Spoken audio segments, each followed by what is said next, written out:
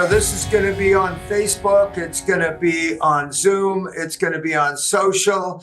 We got all of the channels where people are going to be attending this, and so glad. What's the weather doing there right now, Sekou? Well, right this second, we are bracing ourselves for our next winter cyclone bomb or whatever the heck they call it. We had a major snowstorm and now it's all gone, and we're about to get another few inches of rain or something like that.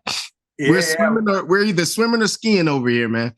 I love it. Well, it's been cold and snowy and blowy up in the mountains, up in the Lake Tahoe Mountains area. Down here in the valley, it's been pretty nice. You know, we get rain, we get sunshine. So I have to decide whether to get out my golf clubs or get out my skis. So cool. Awesome. It's a great problem to have, man. I know, man. Hey, glad to have you here, Sekou Pyle. So if any of you, maybe there's only one of you that have not heard of Sekou. Sekou, could you share a little bit about yourself? And let's just jump right into the 5 keys to crush it in 2024. Let's rock and roll. Let's go. Let's rock and roll. Well, listen, man, my name is Sekou, man. I am a king maker or queen maker.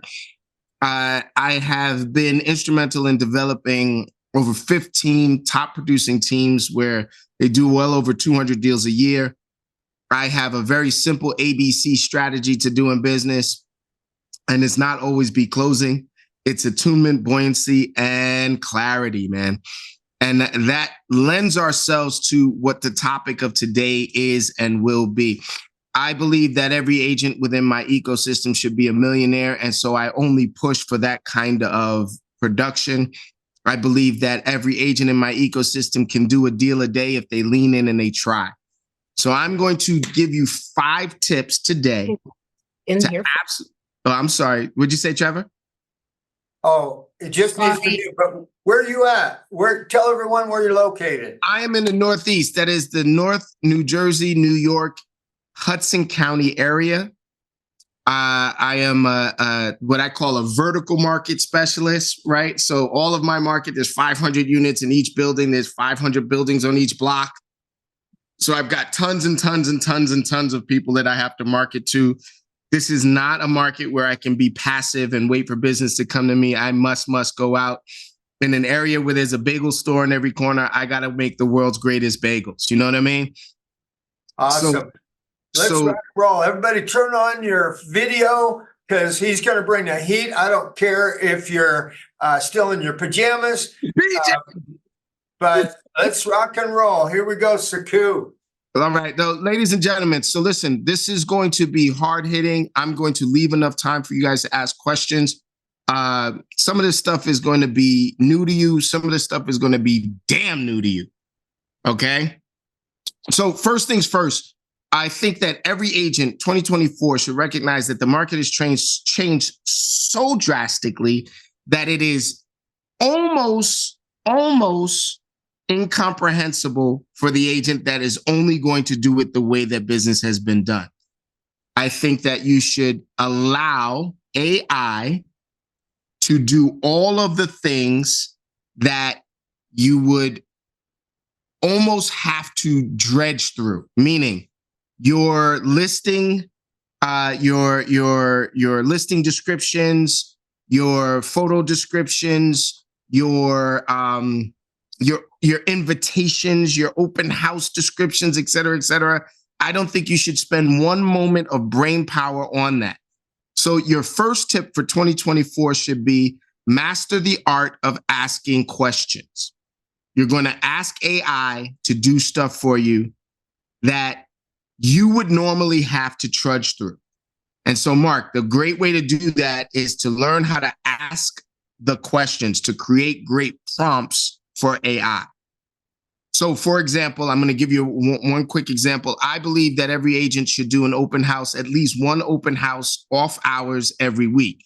So if Saturday and Sunday is when you normally do open houses, I think you should do an open house Tuesday or Thursday or Wednesday.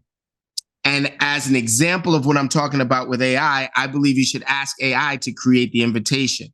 And so the way that I would ask AI to do the invitation would be, hey, I'm having an open house at an off hour for people who don't normally get to see open houses on the weekend.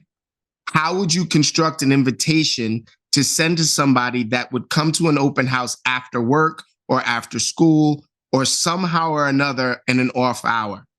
The person that I'm looking to deliver this invitation to is motivated to buy, is looking to move in the next 3 months, and has already started looking on the internet and hasn't spoken to an agent yet.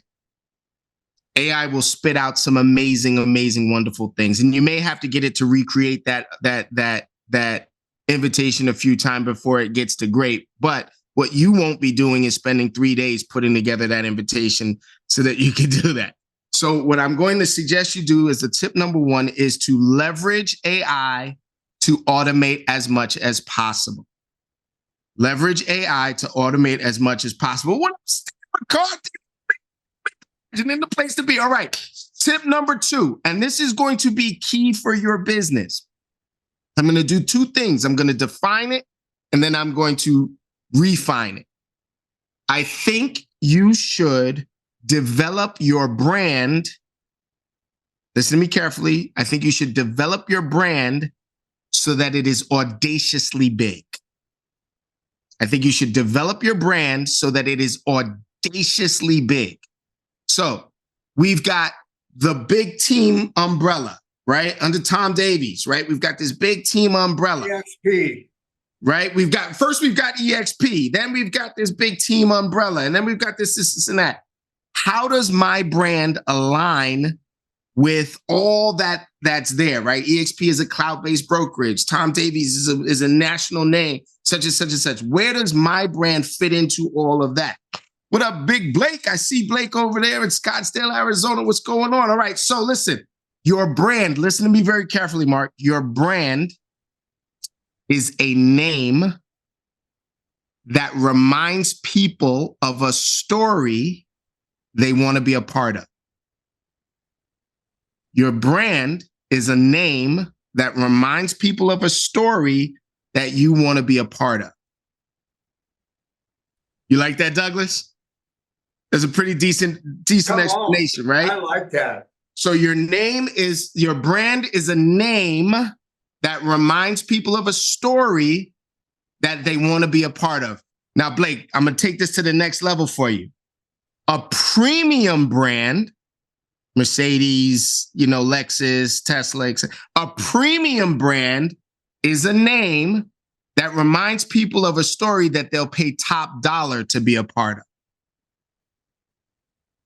A premium brand is a name that reminds people of a story that they will pay top dollar to be a part of. So tip number 2 is to develop your brand to an audacious level.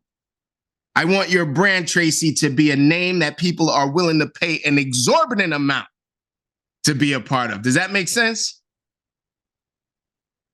All right, 100%. So that leads to tip number 3. And this is in order, this is in good order for developing that brand, that name that people can see themselves being a part of and paying a lot of money to be a part of. Tip number 3 is to develop and refine your mission as often as possible. To develop and refine your mission as often as possible. So I'm going to tell you right now, Manny, my mission, right? So this is my coaching mission. My mission is to make millionaires out of every agent who leans in my ecosystem. Any agent that wants it can become a millionaire in my ecosystem. So that's my mission. And I state it and refine it as often as possible. So follow this pattern. If you got your pens out, if you got your notes, take this note. You're going to write it, record it, recite it, and repeat it. Write it, record it, recite it, and repeat it. So that means, Tracy, you're going to write your mission down. You're going to record yourself saying it. You're going to repeat, you're going to recite that recording, right? You're going to look at that recording and the way you say it, the tonality, the impression that you're making, right? Your brand, right? It's a name that reminds people of a story they want to be a part of. That mission is the story. So Mark, if I said to you, Mark, I only work with the top agents in the country, and my mission is to turn every agent in my ecosystem into a millionaire. My personal definition of a millionaire is that you never have to worry about money again in your life. Let me ask you this. Are you an agent in one of my ecosystems? You see that smile on his face? All right, y'all. So write it, record it, recite it, repeat it. Write it, record it, recite it, repeat it. Guess what, Gina? Every time you repeat it, it gets a little sharper. It gets a little bit better. It's like putting that knife or that sword or that axe on that whetstone and just over and over again and just sharpening it. That leads me to my next tip and point. All that you are doing, so this is point number 5. This is going to be key to exploding in 2024. All that you are doing is forward facing, right? Your mission, your brand, all of that stuff is forward facing, right? This is the introspective part. This is the key to making all that authentic. I want you to be the person that they say yes to before they know what the offer is. I want you to become the person that they say yes to before they know what the offer is. Now, Douglas is like, come on, man, that's easier said than done. What the hell are you talking about? The person that they say yes to before they know what the offer is. So this is the tip. This is how you refine that. I want you to take your process, your systems, your services, and I want you to put it through your own filter. I want you to put it through the filter. I want you to be your own customer, client, or prospect. I want you to say to yourself as the customer, client, or prospect, what is it that I'm receiving from this person that I could never live without? I want you to see yourself as your customer, client, or prospect. And I want you to say to yourself, what is it that I am looking for? What problem do I have that needs solving? What problem do I have that is more important than the money in my pocket? More important than the time that I spend in order to get there? More important than the energy that I expend to find this person? And I want you to take that and I want you to build on that a series of informational offers. So Trevor might say, I hope I'm saying it right. Trevor? Thank you. Awesome. Awesome. So Trevor might say to her client or customer, right, when you get me, this is no reflection on you, Trevor. I'm just going to give you this as an example. She might have said in the past, when you get me, you're going to get the best service you could possibly receive. I am going to be there for you. I'm going to answer the phone. I'm going to be Jane on the spot, et cetera, et cetera. If she asks herself this question today, how do I become the person that they say yes to before they know what the offer is? If she was to put herself through that filter, would she already expect the best service? Would she already expect to be treated well? Would she already expect to have somebody Jane on the spot? So that's not special. What is the special nature? What is the thing that makes you the person that they say yes to before they even know what the offer is? So you're going to build in your business, understanding their problems and their perspectives, the things that are clogging up their pipes, the things that are pebbles in their shoes, whatever the heck you want to call it. You're going to understand the thing that they are worried about is the thing that makes you most valuable. So tip number 5, become the person that they say yes to before they know what the offer is understanding the big issue of your clients, customers, and prospects. Understanding the big issue. Is finding a property the big issue for the client, customer, or prospect? I don't know. Is your market devoid of inventory? Maybe that is the big issue, right? Is winning the offer, winning the deal, the big deal? They've offered on every property that they've seen and nobody has accepted them. Maybe overcoming the objection, the pricing objection, is their big thing. What is their big issue and how do you help them? How do you become the person that they say yes to before they've even heard the offer? So Trevor, I would suggest that you develop a series of questions that you're not only asking your business, not only asking yourself, but you put yourself through the filter of your services and offers. and see if they rise to the expectation that matches your mission and your vision, which then would define your brand, the name that reminds them of a story that they can see themselves in. And I'm going to give you a sub topic that'll tie everything together. You ready? So this is the exercise. This is the big exercise. This is to change your life, change your business. I want you to tell your story, to write out or record, whatever your strength is, a story, a client customer journey story from soup to nuts. How did you meet them? What were some of the questions they asked you? What was their biggest problem, concern? What was their biggest obstacle? What was their pebble? How did you face that? Think about it like this. Problem, right? So it's goal, challenge, solution, or goal, challenge, breakthrough. So the story goes, I'm going to give you mine. I was sitting in my favorite steakhouse. It's a place called Del Frisco's. It's amazing. It's expensive as hell, but they have this amazing, amazing drink that I love. It's called the Youth Serum. It's absolutely wonderful. I sit there for lunch a lot because I don't want to take my whole family there because I'd like to not spend $1,000 for a meal every time I go sit down and eat. So they know me very well there. And as I'm sitting there, there's a couple at the next table who I can overhear. They're a little bit frazzled. I can tell they were frustrated. You need the Youth Serum drink. I hear you, Trey, but listen, you got to have it. When you come east, I'll take you there.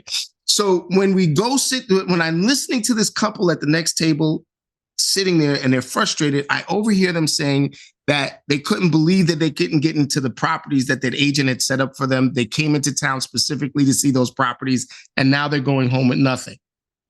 I lean over and say, listen, I don't mean to be rude and I don't mean to interrupt, but I overhear you saying that. I happen to be a realtor. If there was one thing that you could accomplish today, what would it be? We need to see a property so that we can put in an offer so that we can have this investment, et cetera, et cetera. I say, I tell you what, continue with your meal. I'm going to get online and I'm going to see if I can get you into a property virtually before you leave this restaurant. Is that all right? Great. I do my thing. I'm a cloud-based realtor. I do my thing. I go out to my network of all the real estate agents. I find them 3 properties that fit their criteria. And while they're at lunch, I sit there with my computer and show them the 3 properties virtually. They put in an offer on one. They go back to their hotel and get back to the airplane. By the time they get to the airplane, I'm telling them that the other side has already countered their offer. By the time they land and wherever the hell they're going, we'll have a deal. Now, that is the way that I develop what is called my ICP. I, Igloo, C, Charlie, P, Peter. I don't know what the P is. I'm not good with that Alpha Bravo stuff. Igloo, Charlie, Peter, right? So I'm going to tell you now, if you develop your ICP, this is key, and then I'm going to shut up.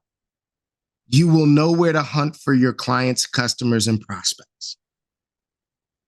Right now, you guys are all, I see people from all over the country, but this is a West Coast thing. And my suspicion is that, you guys get to do outdoor stuff way more than I get to do outdoor stuff, right? And if anybody over here has ever hunted before, you know that if you want to find geese, you got to go where the geese are. If you want to find deer, you got to go where the deer are. Or moose, mises, whatever, you got to go where the mises are, right? So if you want to find your ideal client profile, if you want to find your ICP, you better go where they are. So that story I told you was completely fictional, but you could see it happening, right? And so what happens is now they call it the RAC, reticular activation, reticular activation system. So now my reticular activation system is activated. And now whenever I'm at Del Frisco's, guess what I'm looking for? My clients and customers. Del Frisco's is not a cheap spot. So I'm definitely going to find somebody in the economic brand that I'm looking for, with the kind of mindset that I'm looking for, with the kind of motivation that I'm looking for. I will tell you, ladies and gentlemen, I do between 15 and 20 deals a year based on that ICP. And I go hunting for it. So I see Gina over there. Gina's got nice, pretty long hair. I don't have nice, pretty long hair, right? Gina, do you ever go to a salon to get your hair done? No, I have a private hairdresser. Excuse but I me. have. I know. No. Wait. That fits. I love it. Gina, you have a private hairdresser, right? You have a private hairdresser. Your private hairdresser has other clients. Yes. Would that client profile be valuable to you? Is she cheaper than going to the regular salon? She is, only because she's a good friend of mine. Okay. She's not cheaper for other people. She's definitely not cheaper for other people. So that means that she would fit a client profile that sort of matches your mentality and mindset, right? Yes. Have you ever farmed her clients? I have not farmed her clients. I've farmed her neighborhood, but not her clients. Let's farm her clients. So create an ICP around a professional woman, a professional person. I'm assuming that she does all types of hair, a professional person who can afford a personal hairdresser to come to their house and do their hair and to chit chat about this and that and sneakers and hats. And I guarantee you one of her clients is either selling or buying a home in the next 3 months. Awesome. So all of us here have that ICP if we just take the time to develop it. Okay? So your brand, right? So you're going to develop your brand. That's the name, right? A name that reminds people of a story that they can see themselves being a part of. And Tracy said, I'm going to be a premium brand, damn it, because they're going to be able to spend top dollar to be a part of that story, right? Your mission, right? Your mission is the story that they want to be a part of, right? Right? Then what you must do is you must take yourself and be audacious. You must be audacious in the way that you perceive yourself, your brand, your service, your et cetera, right? Listen to me carefully. If you're going to do it big. Right? If you're going to do it big. So make sure that the mission is in alignment with your team, your brand, your company, et cetera. And if I'm going to do it, Mark, I'm going to be the best damn agent in EXP. I'm going to be the best agent on the team. They're going to be looking for different awards to give me. Right? And so the idea that you can take this to the next level is completely locked in your brain. It is locked in your brain. It is as big and as deep as you tend to be, so that you're going to write out this story. You're going to write out the story that reflects your mission, your vision, your clientele, your ICP. Does that make sense? And Manny, I don't want you to be logical with this crap. I'm not looking for reality. I'm looking for the extraordinary. I'm looking for your ideal client profile, not the normal client profile. What up, Stacy? I'm not looking for the reg deg. I'm looking for the extraordinary. Does that make sense, y'all? Okay, let me shut up and get some questions. Did I do a good job, Tom? Oh, man, you crushed it. I love it. Big Steve. Good. Okay, we've got 5 more minutes. Let's go, rapid fire.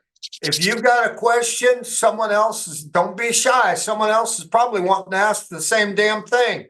So let's go. Who's got a question? Spout it out. Or an aha or a nugget, anything. Let's go. I see Mark. See Treva. Go ahead, Mark. How do you keep track of everything? What are your systems? What's your team like? When you build the interest in the volume, being audacious, how do you handle that volume, and how do you not harm your brand by not following up and taking care of clients? Okay. All right. So Eric, that's 2 parts. Eric, the worst crime you could commit on my team is not following up. I will fire you in 2 seconds for not following up. The most expensive thing that you have is your word, and your word is, I'm going to follow up, or I'm going to get that information to you. So that's number one. We always follow up. Number two is I built my team slightly different. I build every team slightly different. I start with revenue, right? I start with revenue and then I go to support. So I go principal, supportive agent. So I go, let's say it like this. Let's say I'm the team leader. I go team leader, showing agent. Then I go buyer's agent, showing agent. Then I go support. And what happens is, and Eric, to answer your first question is, I'm a very messy admin. I do not do admin well. So I hire at the top levels of admin using the revenue. So if an admin is, $15,000 or $20,000 a year or $5 an hour or something like that, I admit I will pay twice or even 3 times as much because I have a messier system. Okay, so watch this. It starts with revenue. I hire top line agents that have 100 deals a year in mind, even if they've only done 3, right? I push them for production. Production causes the support to be necessary. We buy the top level support so that we never miss a transactional deal. Does that make sense to you? Yep. Okay, so the mindset of my agents drive the mindset of their support. That makes the support phenomenal. I do not miss a deal. I will often, check this out, I will often have to circle back around because I'll have to fire an agent that was not productive with their follow-up. So I'll often have to follow up with people that have been missed because I fired the agent. Does that make sense, y'all? Yep. So premier at the top is production, support, then we clean up to progress. I hope that answers your question. So start with production, then go to support, then go to progress. Go ahead, Mark. I like the thought about doing open houses on off days. Yes, That's sir. an aha moment for me. Yes, sir. I typically work outside the box, and I don't know why I haven't thought of that yet. So thank you. Thank you for that nugget of information. My pleasure. I'll tell you a true secret. Within 5 days of joining my team, you already have to have an open house schedule. Yeah. So whether you are a listing agent or not, within 5 days of joining my team, you have to have an open house schedule. And 9 out of 10 times it's an off-brand open house. We get 25% of our deals reaching people that would have never come into our open house on Sundays. I love open houses. I think that's where my strengths are. I love meeting people, talking to people, getting to know them face-to-face, one-on-one. And it always turns into a good follow-up for me. Every open house that I do on the weekend. Now I'm going to expand that from Saturday and Sunday to a Tuesday and a Thursday. Last tip with open houses, broadcast it. Just do a live from your open house, broadcast it. Let them know every week when you do your open house, do 15 to 20 minutes from your open house, broadcast it live on your social media platform. And then put a call to action. If you want to put an offer on this, or if you want to see something else, contact me here. Go, Treva. Number one, love the information, love your energy. You can't help but get excited. The question I had was when you were talking about your brand, telling a story that people want to be a part of. Can you give me some examples of what that would look like? Because I'm thinking of the brand name being long if I'm telling a story. So can you give me some examples? What do you picture when you picture Home Depot? What do I picture? Yeah. Lots of tools. Lots of tools. Do you picture weekend projects? But that's because I know what it is. Okay, that's fine.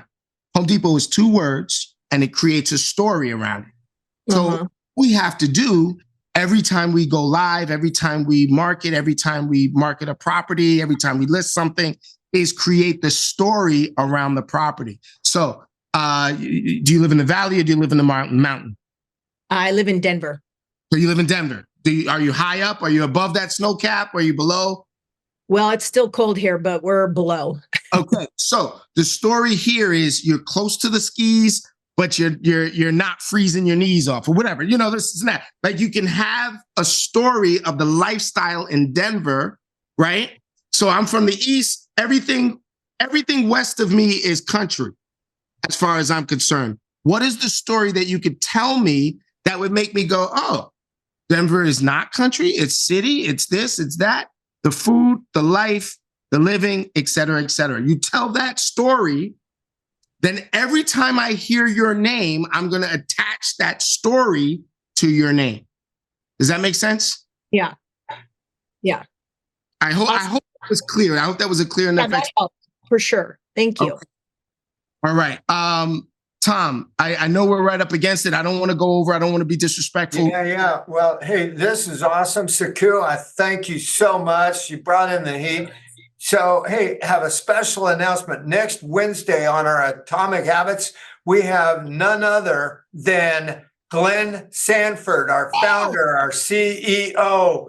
He is going to be at Atomic Habits, 9 a.m. Pacific. You need to invite everyone you know, all of your friends, other companies, everybody. It's going to be huge. That's this next, that's Wednesday, the 17th, 9 to 9:30 Pacific. So thanks, everyone. Y'all got your inspiration. Time to put in a perspiration. Thanks, Sekou. Love you, brother. Hey, anytime, man. Later.